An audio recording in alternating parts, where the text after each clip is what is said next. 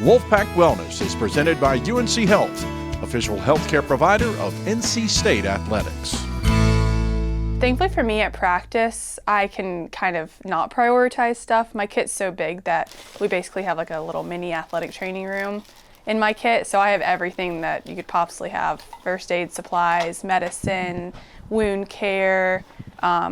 We have stuff like to wrap people if they get injured, like from tape to like an ACE wrap.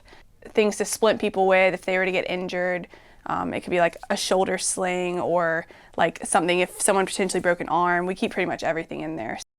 For the average person, I would say prioritizing first aid supplies like Band-Aids, gauze, soap, sterile saline solution if you have access to it to help clean a wound. So more like wound care supplies, first aid supplies. I keep pretty much everything that we have, which is anything from pain relievers, fever reducers, to things that could treat like a stomach ache, like a Pepto or an antacid.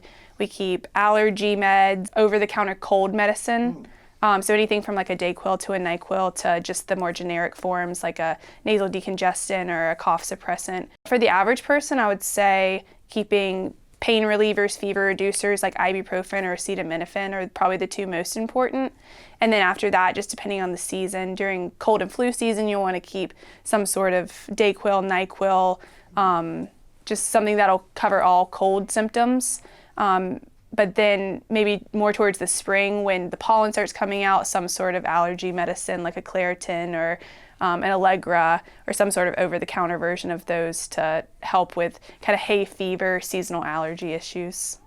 Typically, it's anywhere from 6 months to a year. Some things like Band-Aids or gauze can definitely last a little bit longer, but you want to make sure you're checking any over-the-counter medications at least once a year, if not every 6 months, because they do have kind of a shorter shelf life since it's something that you would need to take orally.